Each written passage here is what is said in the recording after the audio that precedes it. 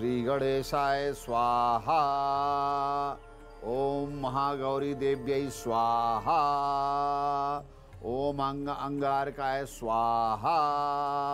ओम क्लीं कृष्णाय स्वाहा। ओम रांग राहवे स्वाहा। ओम रांग रामाय स्वाहा। ओम गायत्री देव्यै स्वाहा। ओम श्रीं महालक्ष्मी स्वाहा। ओम श्रीं कमला देव्यै स्वाहा। ओम श्रीं कनकधारा देव्यै स्वाहा। कोई भी जप हो, पूजन हो, अनुष्ठान हो, यज्ञ हो, उसमें ध्वनि का प्रयोग अत्यंत महत्वपूर्ण है। और ध्वनि, शब्द ध्वनि, स्वाहा शब्द पूरे वातावरण को आध्यात्मिक शक्ति से परिपूर्ण कर देता है। इसलिए स्वाहा हमारे यज्ञ, पूजा, पाठ, अनुष्ठान का महत्वपूर्ण अंग है। श्री कृष्णाय स्वाहा, महालक्ष्मी स्वाहा। स्वाहा शब्द के बिना यज्ञ सफल नहीं होता है। किसी भी प्रकार का अनुष्ठान होगा, यज्ञ जरूर होगा, और वहां अग्नि को जो आहुति दी जाएगी स्वाहा के माध्यम से दी जाएगी। आज इस शब्द की महिमा जानेंगे कि इस शब्द में क्या अद्भुत कथा है, क्या महिमा है। सबसे पहले जानते हैं, चंद्रमा वृष राशि में पहुंच चुके हैं। अपनी उच्च राशि में चंद्रमा है और चंद्रमा का फल सुख, शांति, समृद्धि और आनंद देगा। आपकी राशि पर क्या प्रभाव पड़ेगा, कैसे बीतेगा ये दिन, ये सब मैं बताऊंगा। जिसके पास कुंडली नहीं है या जिन्हें अपने राशि का ज्ञान नहीं है, वो लोग अपने जन्मदिन के आधार पे, अंकों के आधार पे, अपने जन्माक्षर के आधार पे अपना भविष्य फल जानेंगे। न्यूमरोलॉजी में छिपी हुई वो बहुत महत्वपूर्ण बातें हैं जिन्हें हमें समझना चाहिए। इससे पता चलेगा हमारे रिश्तेदार, ऑफिस में काम करने वाले लोग और हमारे विरुद्ध कोई षड्यंत्र नहीं रच रहा है। ये सारी जानकारी आपको होगी। आपके अक्षर के माध्यम से, अंक के माध्यम से सब कुछ बताऊंगा। आज आपका दिन कैसा होगा, आपके हाथ के माध्यम से वो विशेष बातें आपको ज्ञात होंगी कि आपके परिवार में कोई दिव्यता तो नहीं, आपके परिवार में कोई बच्चा है वो कल का कोई बहुत बड़ा व्यक्तित्व तो नहीं होने जा रहा है। सामने जिसको आप साधारण रूप से लेते कोई बहुत बड़ी पर्सनालिटी नहीं, आपके ही हाथ में तो छिपा हुआ कोई ऐसा लक्षण नहीं कि कल को आप बहुत महान बन जाए। वो सारी जानकारी आपको मिलेगी। नमस्कार, मैं हूं डॉक्टर शशांक। पहले आज के पंचांग की बात करेंगे। 2 मई 2022 वैशाख मास शुक्ल पक्ष, द्वितीया तिथि सोमवार का दिन है। कृतिका नक्षत्र है। स्वामी सूर्य नारायण, सौभाग्य योग है। सूर्योदय 5:57 हो चुका है। सूर्यास्त 6:50 सायंकाल।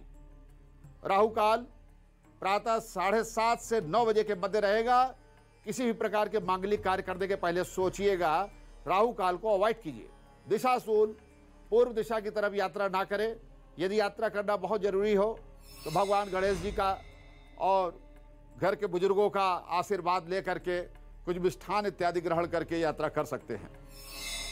अब बात करेंगे प्रारंभ की 4 राशियों की। मेष राशि, ग्रहों के कुछ ऐसे परिवर्तन और संयोग बन रहे हैं, आपके जीवन में धन वैभव की स्थिति मजबूत होने वाली है। तो धन वैभव से रिलेटेड जो भी चीजें आपकी बैंकिंग है, आपका बिजनेस है या आपका लेन देन है, उन सारी चीजों को कोऑर्डिनेट कीजिए, लोगों से बातचीत कीजिए। और एक बड़ी महत्वपूर्ण बात, मान सम्मान में वृद्धि का विशेष योग बन रहा है। आपको परिवार में, समाज में प्रतिष्ठा मिल सकती है, मान सम्मान मिल सकता है।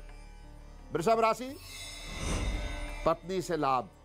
पत्नी प्रसन्न है तो वैसे ही लाभ, पत्नी से आपको लाभ मिलेगा। पत्नी पक्ष से लाभ मिल सकता है, या पत्नी कुछ ऐसे विचार, सूझबूझ या कुछ ऐसी चीजें रहेंगी जो आज महसूस करेंगे कि मैं पत्नी पक्ष से बहुत भाग्यशाली हूं। ये ग्रह का संयोग है जो कभी कभी ऐसा बताता है, कभी कभी दुख होता है, लेकिन आज आपको दुख नहीं, आज आपको पति पक्ष से लाभ होने वाला है। और साथ ही महिला मित्र से भी लाभ हो सकता है। जो कुछ महिला मित्र हैं उनसे भी संपर्क करें, बातचीत करें, अपनी बातों को शेयर करें, निश्चित रूप से उनसे लाभ होगा। बात करते हैं मिथुन राशि की।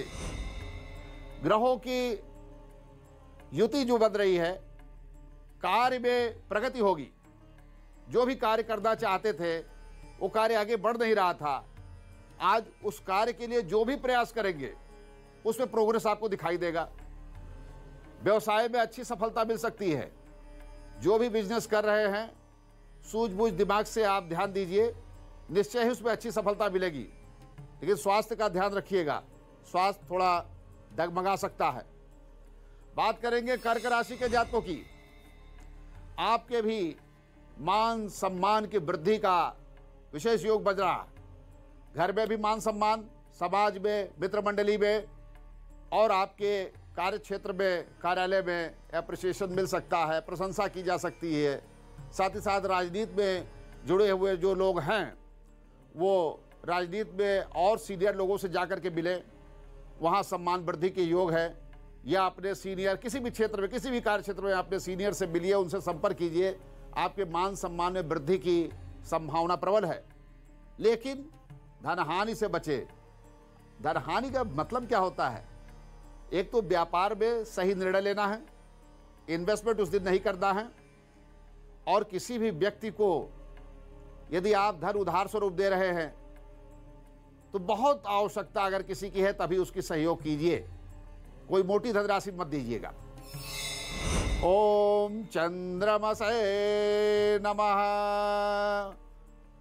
ओम सोम सोमाय नमः। स्वाहा। स्वाहा शब्द, इस शब्द का उच्चारण किए बिना हमारे सनातन संस्कृति में कोई भी कर्मकांड हो, पूजा पाठ हो, यज्ञ अनुष्ठान हो, वह अपूर्ण रहता है। हिंदू धर्म, सनातन धर्म में सप्तऋषियों की एक मान्यता है, कथा है। जो हमारे 7 ऋषि थे जिन्हें सप्तऋषि के नाम से जानते हैं, जो देवी देवताओं की तरह अजर अमर है सप्तऋषि। पुराणों में इस तरीके का कथा है कि एक बार अग्नि को सप्तऋषियों की पत्नी से स्नेह हो गया, उनके प्रति भावुक हो गए। 7 ऋषियों की 7 पत्नियां थी। ऐसे में अग्निदेव को जब प्रेम हो गया तो वो अपना प्रणय निवेदन लेकर के एक ऋषि की पत्नी के पास सबसे पहले जाते हैं। लेकिन यह कैसे संभव हो? वो अर्धांगिनी है सप्तऋषियों की, तो उनके प्रस्ताव को कैसे मानती? तो उन्होंने एक पतिव्रता होने के कारण उनके प्रस्ताव का स्वीकार किया। भले ही वो अग्निदेव हैं, लेकिन हमारी सनातन संस्कृति है, ये संभव नहीं था। बाद में सप्तऋषियों की पत्नियां क्रोधित हो जाती हैं और अग्निदेव वहां से चले जाते हैं, क्योंकि उनको उनका प्रस्ताव स्वीकार नहीं होता है। 1 2 3 करते करते जो 6 ऋषि पत्नियां थी उन्हें एकदम साफ साफ मना कर देती है।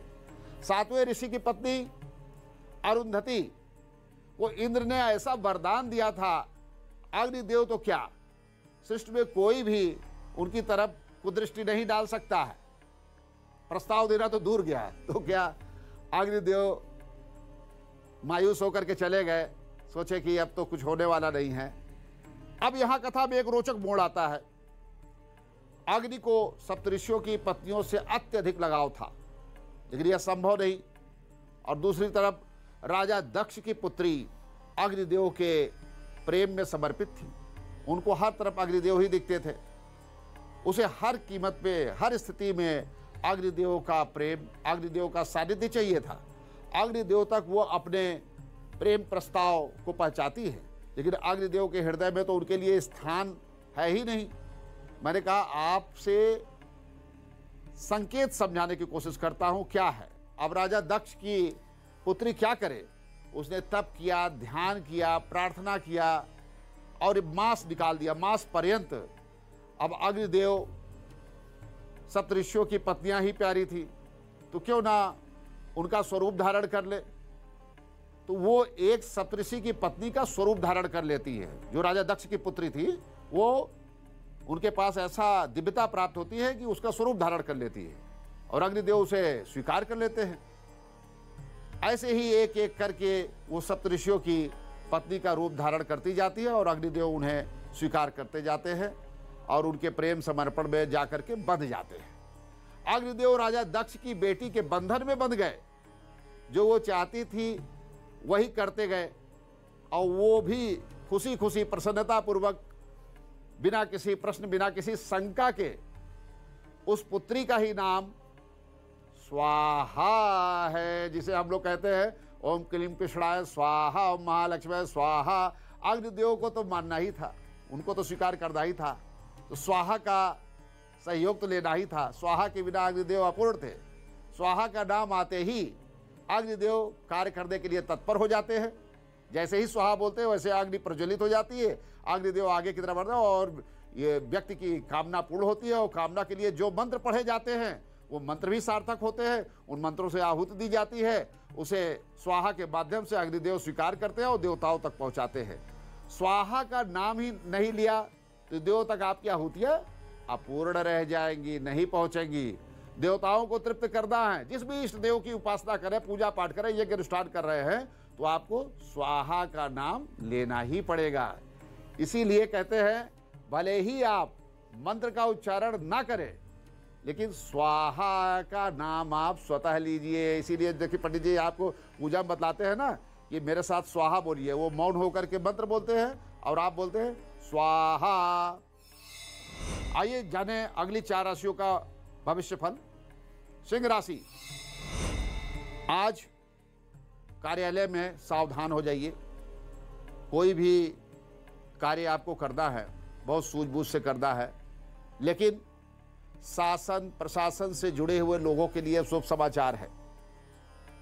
आपको कोई न कोई मांगलिक समाचार मिलेगा या कुछ लाभ होगा, लेकिन एक चीज का ध्यान दीजिएगा कि भगवान के निमित्त यदि लाभ होता है तो कुछ समर्पण स्वरूप निकाल दीजिएगा ताकि आपका दिन मंगलमय हो। कन्या राशि, अनजान लोगों से सावधान रहिए, क्योंकि आज आपके ग्रहगोचर में ऐसे योग बन रहे हैं कि ऐसे लोग मित्र बन करके आ जाएंगे, सहयोगी बन करके आ जाएंगे, आपके विश्वास पात्र बन जाएंगे। और कुछ ग्रहों का ऐसा संयोग बन रहा है कि वो विश्वासघात देंगे और आपका नुकसान करेंगे। इसलिए आज कोई भी अनजान व्यक्ति आता है तो उसको अवॉइड कीजिएगा। एक नॉर्मल तरीके से उससे जो है आप संपर्क रखिएगा, उससे बहुत उम्मीद मत रखिएगा। तुला राशि, गोचर के हिसाब से धन लाभ का योग बन रहा है। व्यापार में या अपने कार्य क्षेत्र में कुछ इस प्रकार की परिस्थिति होगी कि धन लाभ हो सकता है। कहीं आपका टैक्स रिटर्न भी आ सकता है, कहीं LIC भी मैच्योर हो सकती है। मतलब विभिन्न प्रकार से धन लाभ के संयोग बन रहे हैं और कुछ तो आपको प्रयास भी करना पड़ेगा।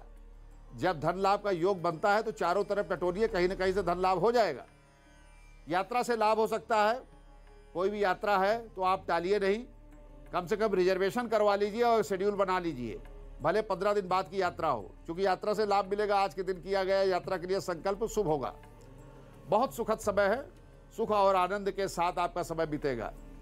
वृश्चिक राशि की बात करें, पति पत्नी छोटी छोटी बातों को लेकर के तनाव में ना रहे, अपने दाम्पत्य जीवन को संजोए, सामंजस्य बनाएं, पुरानी स्मृतियों में जाएं, नए सब्जेक्ट और तनावपूर्ण वातावरण को ना उठाएं, आपसी सामंजस्य बनाने की कोशिश करें, क्योंकि आपकी समस्याओं का जो निपटारा है वो आप ही कर सकते हैं, दूसरा व्यक्ति नहीं कर सकता है।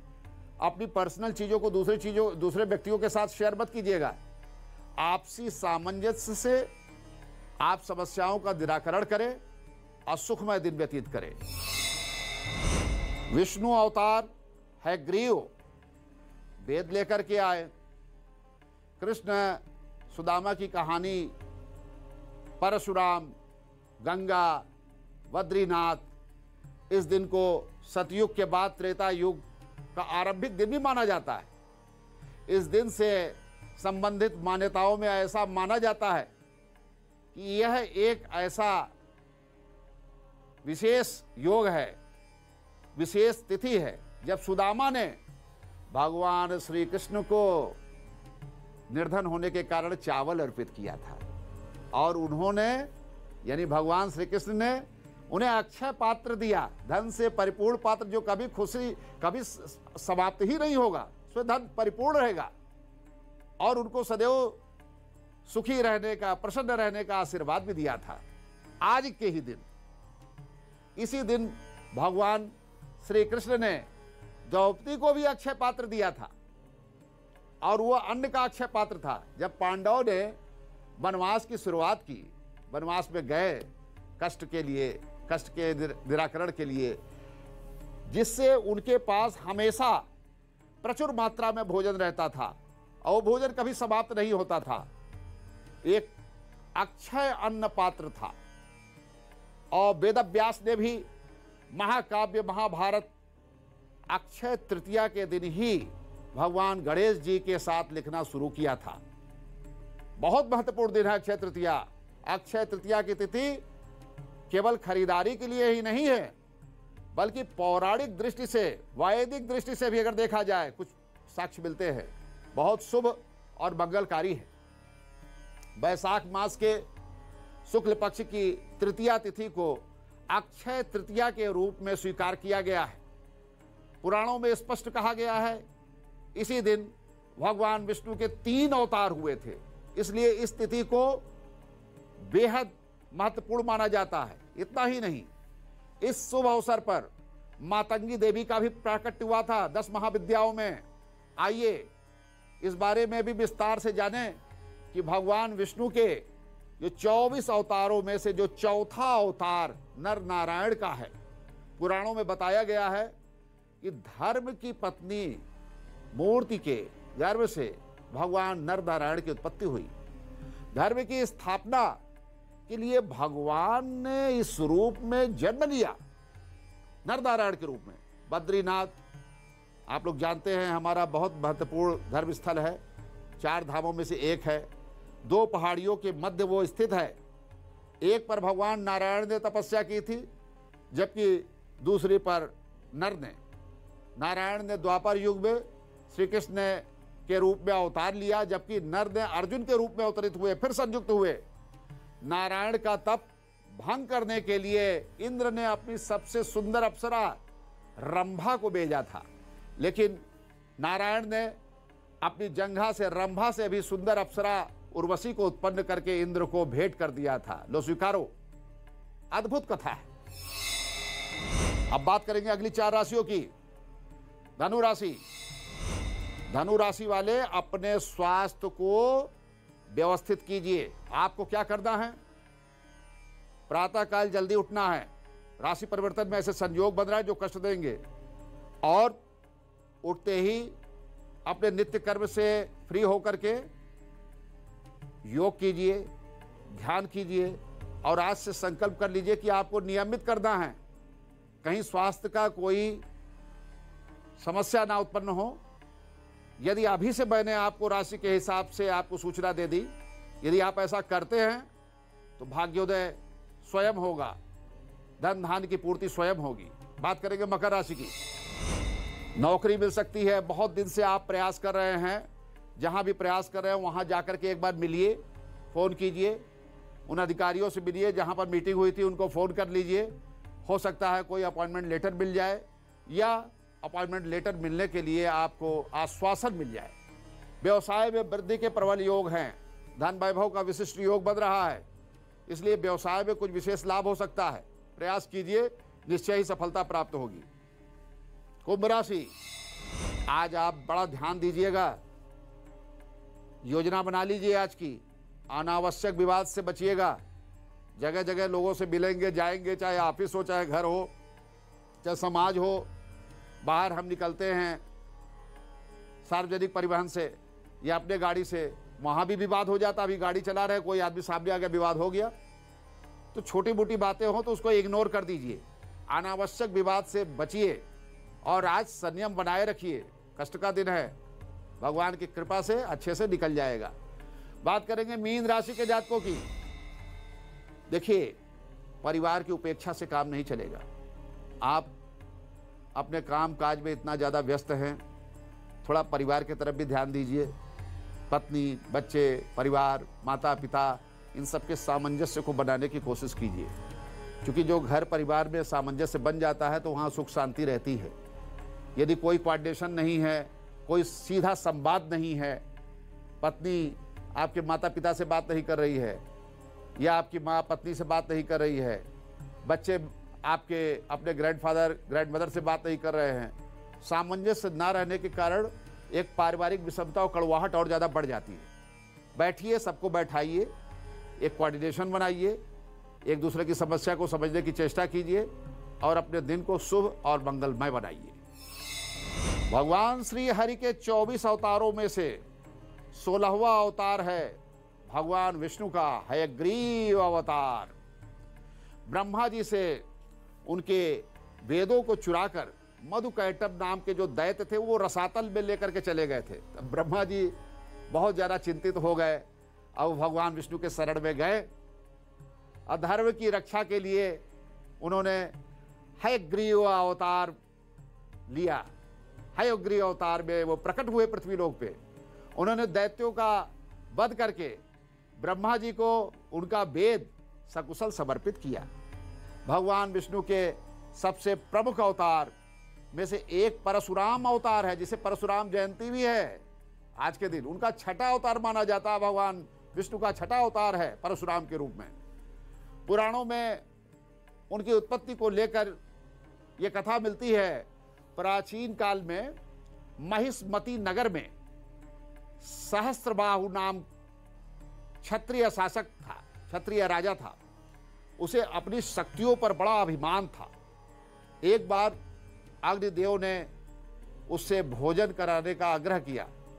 तब सहस्त्रबाहु ने अभिमान के मद में कहा, भोजन कहीं भी, आप कहीं से भी भोजन प्राप्त कर सकते हैं, चारों ओर मेरा ही राज है, जाओ कहीं भी भोजन प्राप्त करो। अग्निदेव ने जंगलों को प्रज्वलित करना शुरू कर दिया, जलाना शुरू कर दिया। जंगल में एक कुटिया में ऋषि आपो तपस्या कर रहे थे। अग्निदेव ने उनके आश्रम को भी भस्मीभूत कर दिया। जब उन्होंने सहस्त्रबाहु को श्राप दिया कि उसका सर्वनाश होगा, भगवान विष्णु ने महर्षि जमदग्नि के 5वें पुत्र के रूप में जन्म लिया और वही परशुराम कहलाए। परशुराम ने समस्त क्षत्रिय कुल का नाश कर दिया। पुराणों में दी गई जानकारी में बताया गया, मातंगी देवी का प्राकट्य भी अक्षय तृतीया के दिन ही हुआ था। एक बार भगवान विष्णु और उनकी पत्नी लक्ष्मी भगवान शिव तथा पार्वती से मिले। उनके निवास स्थान कैलाश पर्वत पर परिचर्चा हुई। भगवान विष्णु अपने साथ कुछ खाने की सामग्री लेकर के गए थे और शिव जी को उन्होंने समर्पित किया श्रद्धा भाव से, लेकिन कुछ अंश धरती पर गिर गया देते समय। उन गिरे हुए भोजन के भागों से एक श्याम वर्ण वाली देवी ने जन्म लिया, जो मातंगी महाशक्ति हैं। मातंगी महाशक्ति ये अधिष्ठात्री देवी हैं। उनकी सर्वप्रथम आराधना भगवान विष्णु ने की। वह विष्णु की आद्य शक्ति के रूप में स्वीकार की गई है। जिनकी जन्म कुंडली नहीं है वो लोग अपने जन्म तिथि के आधार पर या अंक विज्ञान से भविष्य फल की जानकारी प्राप्त कर सकते हैं। एक, सूर्य। शारीरिक चोट से सावधान रहिए। ग्रहों के संयोग ऐसे बन रहे हैं कि शारीरिक चोट आपको पहुंच सकती है। बहुत संभल करके अपने कार्य को कीजिए। 2 नंबर, चंद्रमा। माता पिता और वृद्धों की सेवा से आपकी उन्नति होगी, भाग्योदय होगा। बहुत सी बार माता पिता और वृद्धों की सेवा में ग्रहों का संबंध है और वो ग्रह प्रसन्न होकर के व्यक्ति के कष्ट को दूर करते हैं। 3 नंबर, बृहस्पति। धन लाभ के विशेष योग बन रहे हैं। आज कहीं न कहीं से धन प्राप्ति होगी, प्रयास करके देखिए। कार्य में भी प्रगति होगी। जो कार्य अवरुद्ध है उसके भी आगे प्रोग्रेस की संभावना है। 4 नंबर, राहु। आवश्यक ना हो तो यात्रा ना करें, यात्रा को टाल दीजिए। कारण क्या है कि आज यात्रा आपकी सफल भी नहीं होगी और अगर उसमें किसी प्रकार का विघ्न बाधा आएगा तो वो आपको, आपके आत्मविश्वास को भी खंडित करेगा। और अगर यात्रा का कोई शेड्यूल बना रहे तो आज मत बनाइएगा, कल कर लीजिएगा या आगे के कोई शुभ दिन कर लीजिएगा जब मैं बतलाऊंगा। 5 नंबर, बुध। विघ्न बाधाएं आ जाएंगी। चारों तरफ विघ्न बाधाओं का संयोग बन रहा है। घर से शुरू होंगी। बहुत संभल करके आज का दिन आपको काटना है। बहुत अच्छा हो कि आप अपने इष्ट का स्मरण करें या भगवान गणेश जी का स्मरण करें। ओम गण गणपतये नमः। आपका दिन मंगलमय होगा। 6 नंबर, शुक्र। शांति और संयम आज आपको बना करके रखना है, क्योंकि मन में बड़ी अशांति होगी, नेगेटिविटी आएगी, घबराहट होगी, बेचैनी होगी, किसी कार्य को लेकर के चिंतित हो जाएंगे। तो शांति संयम बनाए रखेंगे तो आपको मानसिक पीड़ा नहीं होगी और फिजिकल स्ट्रेंथ मिलेगी। तब आप आत्मविश्वास के साथ अपने दिन को मंगलमय बनाने में कामयाब हो जाएंगे। 7 नंबर केतु, सेहत का आपको आज विशेष ध्यान रखना है, क्योंकि पैर में दर्द, हड्डियों की समस्या, पेट में दर्द, पेट में आपको कुछ गैस्ट्रिक प्रॉब्लम भी हो सकती है, सिर में भारीपन हो सकता है। मतलब कुल मिलाकर के सेहत का आज आपको विशेष ध्यान देना है। अपने खान पान को ध्यान दीजिए और हो सके तो विश्राम कीजिए ताकि आपका दिन मंगलमय हो। 8 नंबर शनि, विवाद आज हो सकता है, बात बात में झगड़ा हो जाएगा, इसलिए आप आज सतर्क रहिए। जो विवाद वाले विषय हैं उनसे दूर रहिए और बहुत अच्छा हो कि आज शांतिपूर्वक दिन व्यतीत कीजिए। 9 नंबर मंगल, धन लाभ होगा, कहीं ना कहीं से आपको रुका हुआ धन मिल सकता है या अचानक से कभी कभी धन प्राप्ति का संयोग बनता है। जो शेयर मार्केट, सट्टा मार्केट से भी रिलेटेड जो लोग हैं या नेशनल ट्रेडिंग, इंटरनेशनल ट्रेडिंग कर रहे हैं, कभी कभी धन लाभ के योग तैयार हो जाते हैं। यानी धन तो नहीं आया, लेकिन धन लाभ का आज के दिन, आज के समय आधार बन गया। व्यवसाय में प्रोग्रेस हो सकती है, जो भी व्यवसाय कर रहे हैं उसमें विशेष उन्नति या व्यवसाय के क्षेत्र की जो बाधाएं हैं, जो लिटिगेशन है, तमाम प्रकार की चीज़ें वो हटेंगी और व्यापार और ज़्यादा प्रभावी स्वरूप में आएगा, शुभ होगा। यदि किसी की कुंडली में बुध और गुरु शुभ स्थिति में नहीं है और शुभ है तो मजबूत नहीं है, तो आप देख सकते हैं ऐसे व्यक्ति को आर्थिक तंगी से हमेशा गुजरना पड़ता है। बहुत से ऐसे इंडस्ट्रियलिस्ट हैं जिनकी इनकम लाखों में है, लेकिन अपने पास खर्च करने के लिए धन नहीं है। अगर कोई ऐसा महसूस कर रहा है जो समस्या मैं बता रहा हूं, तो ये 5 उपाय जरूर आप कर लीजिएगा। बुध और गुरु आपके सशक्त हो जाएंगे। पहला उपाय, हर पूर्णिमा को प्रातः स्नान करके पीपल जल यानी पीपल के वृक्ष पर आपको जल तर्पण करना है और लक्ष्मी जी के मंत्र का जाप करना है। लक्ष्मी जी का क्या मंत्र है? ओम श्रीम श्री है नमः, ओम ऐं ह्रीं श्रीं महालक्ष्मी है नमः, ओम श्रीम कमला लक्ष्मी है नमः। इनमें से किसी मंत्र का प्रयोग कर सकते हैं। दूसरा, शनिवार के दिन किसी भी पीड़ित जरूरतमंद को आप दान दीजिए, और लेकिन ध्यान रहे, दान तभी फलित होगा जब आप जरूरतमंद को देंगे, आकंठ भरे हुए को नहीं, क्योंकि सुपात्र को ध्यान देने का नियम है। तीसरा, घर में नमक का पोछा लगाइए, उधार फिजूल खर्ची आपकी रुकेगी। आपने लोगों को गाय की रोटी देते देखा होगा, उन्हें भी किसी ने बताया होगा। आपको करना यह है कि आपको रोटी के साथ मीठा गुड़ मिश्रित करके रोटी आपको ग्रास के रूप में गाय को खिलानी है। इससे अचानक होने वाली जो धन की हानि आप बच सकते हैं। जो फाइनेंशियल प्रेशर होता है, फाइनेंशियल प्रेशर रुकेगा। ये उपाय बहुत ही वैज्ञानिक और हमारे शास्त्र सम्मत है, और इन उपाय को करके निश्चय ही धन हानि, धन का ना टिकना, इन सारी समस्याओं का काउंटर करके आप अपने प्रॉस्परस जीवन का रास्ता तय कर सकते हैं। जिनके पास कुंडली भी नहीं है, डेट ऑफ बर्थ भी नहीं है, वो अपने नामाक्षर के आधार पर शुभ संयोग के बारे में जान सकते हैं। ए, सूर्य, धन लाभ का अद्भुत संयोग बन रहा है, लेकिन सेहत का ध्यान रखिएगा, क्योंकि शरीर के निचले भागों में कष्ट हो सकता है। बी, चंद्रमा, जीवन को व्यवस्थित करने का कोशिश कीजिए, क्योंकि अव्यवस्थित जीवन अच्छा नहीं माना जाता। सी, बृहस्पति, संघर्ष और परेशानी वाला दिन रहेगा, भारीपन रहेगा। डी, राहु, निवेश बहुत सोच समझ के कीजिएगा, गलत निवेश मत कीजिएगा, नहीं पैसा डूब जाएगा। ई, बुध, सामंजस्य का दायरा बढ़ाइए, समाज में, परिवार में, सब जगह कोऑर्डिनेशन बनाइए। एफ, शनि, यात्रा से आपको विशेष लाभ होने वाला है, मित्रों से लाभ हो सकता है, कोऑर्डिनेशन बढ़ाइए। जी, बृहस्पति, अपने शरीर पर ध्यान दीजिए। बहुत सी बार हम शरीर पर ध्यान नहीं देते, काम काम काम, लेकिन शरीर भी बहुत इंपॉर्टेंट है। एच, बुध मान सम्मान में वृद्धि के विशेष योग बन रहे हैं। आज सूर्य, आज का दिन मंगलमय होगा, अद्भुत संयोग बन रहा है। जे सूर्य, अपने काम नौकरी पर विशेष ध्यान दीजिएगा।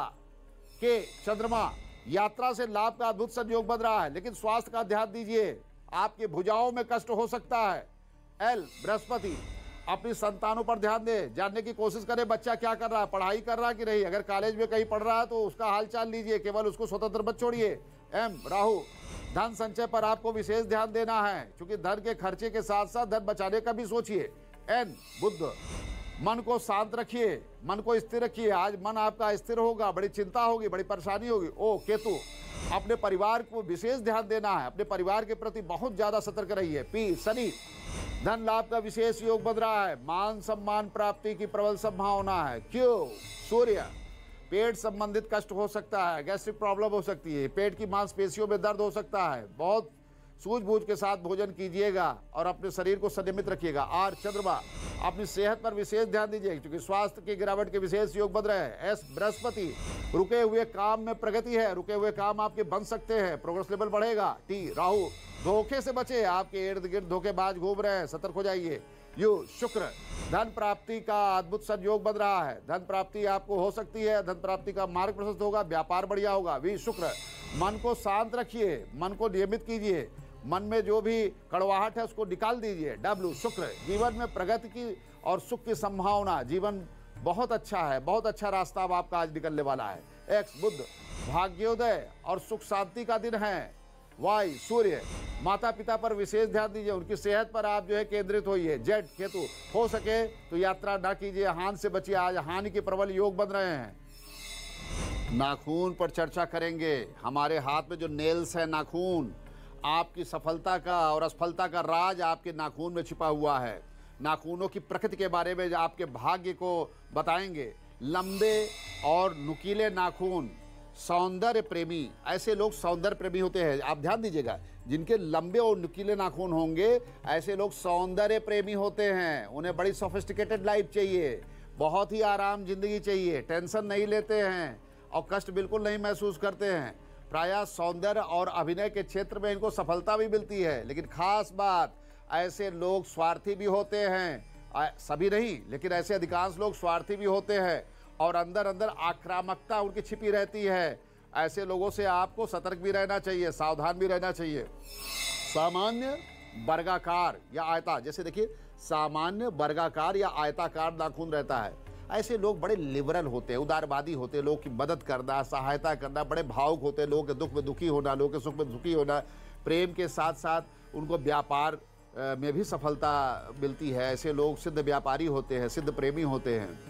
एक विशेष आकार, जब ये नाखून चंद्रमा का आकृति ले ले, इसका अपर पोर्शन देखिएगा, ध्यान दीजिएगा, चंद्रमा का आकृति ले ले तो ऐसे लोग प्रसिद्धि प्राप्त करते हैं। राष्ट्रीय, अंतर्राष्ट्रीय, नेशनल फीचर होना, इंटरनेशनल फीचर होना, या उनको बड़े बड़े पुरस्कार मिलना, नोबेल पुरस्कार तक पाने वाले लोगों के हाथ में ये विशेष प्रकार के लक्षण पाए जाते हैं। नाखून के मध्य में सफ़ेद चिन्ह बहुत इंपॉर्टेंट होता है। आप ध्यान दीजिएगा, अगर नाखून के नीचे नहीं, ऊपर नहीं, सफ़ेद चिन्ह अगर यहाँ मध्य में बन रहा है तो रक्त विकार से संबंधित और रक्त विकार को प्रोपोगेट करने वाली डिजीज हो सकती है। उदर विकार, पेट से संबंधित विकार हो सकता है, आए दिन गैस की प्रॉब्लम हो सकती है और मस्तिष्क से संबंधित कष्ट मिलेगा। माइग्रेन होना, सिर दर्द होना, हर तीसरे चौथे दिन हल्का सा प्रेशर होने पर दर्द हो जाता है और डायबिटीज़ की संभावनाएं बहुत ज़्यादा बढ़ जाती है। काला और मटमैला चिन्ह, यदि हमारे नाखून के मध्य में काला और मटमैला चिन्ह और मटमैला है तो ऐसे लोग सावधान रहिएगा। ऐसे लोग विश्वासघाती प्रवृत्ति के होते हैं, धोखेबाज होते हैं। ऐसे लोग यदि आपके साथ कोई व्यापार कर रहे हो, कोई बिजनेस कर रहे हैं, आपके घर में काम कर रहे हो तो उनसे सतर्क हो जाइए, क्योंकि उनसे सतर्क होकर के आप बहुत बड़ा लाभ कमा सकते हैं, बहुत बड़ी हानि से बच सकते हैं।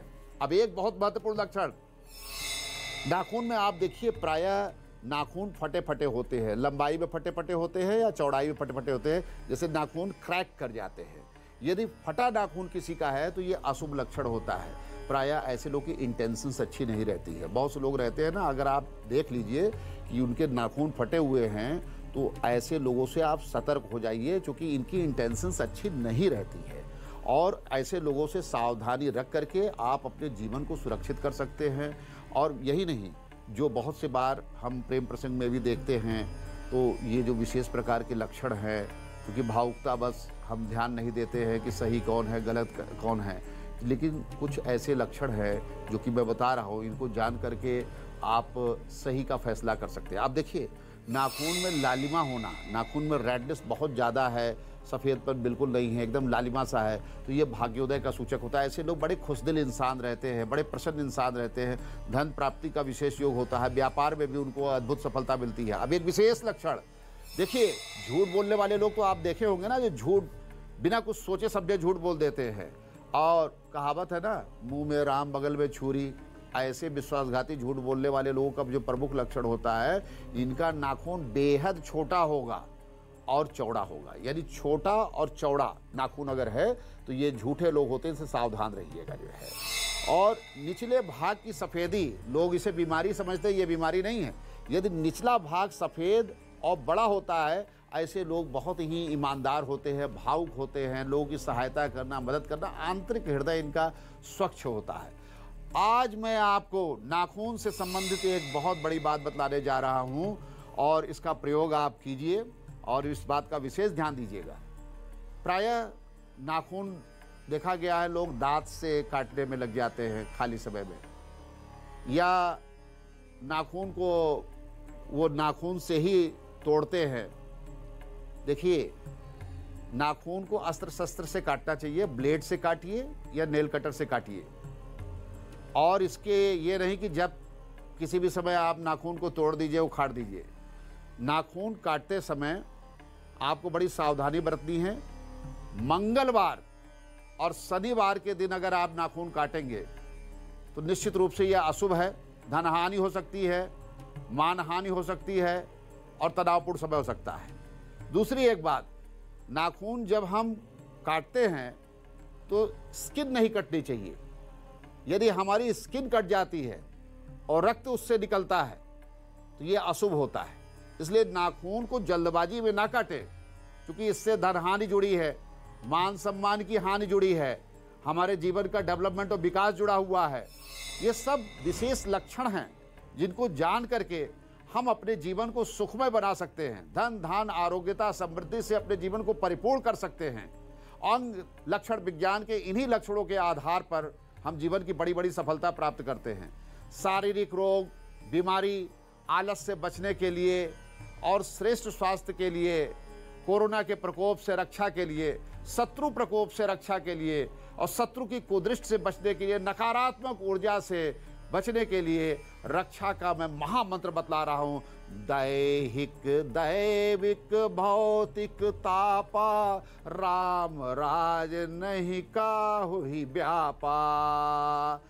ये जो विशेष प्रकार का मंत्र है, इस मंत्र का यदि आप इस चौपाई, ये चौपाई है रामचरितमानस की, लेकिन इस चौपाई का आप नियमित उच्चारण अगर करते हैं 5 बार, 11 बार या 108 बार, तो आप विभिन्न प्रकार की असाध्य बीमारियों से बचते हैं, आपका शरीर स्वस्थ हो जाता है। लेकिन इसके साथ एक मंत्र और है, ओम रांग रामाय नमः, महामंत्र है परम परमेश्वर का, ओम रांग रामाय नमः। किसको नहीं चाहिए अच्छा स्वास्थ्य? अच्छे स्वास्थ्य से आरोग्यता आती है, समृद्धि आती है, धन वैभव आता है। इसीलिए इस चौपाई का और इस मंत्र का आपको नियमित उच्चारण करके अपने जीवन को जो है सशक्त बनाना है और भाग्योदय का मार्ग प्रशस्त करना है। आज महामंत्र के साथ शांताकारं भुजगशयनं पद्मनाभं सुरेशं विश्वाधारं गगनसदृशं मेघवर्णं शुभांगं लक्ष्मीकान्तं कमलनयनं योगविरध्यानगम्यं वन्दे विष्णुं भवभयहरं सर्वलोकैकनाथं। शुभं भूयात्।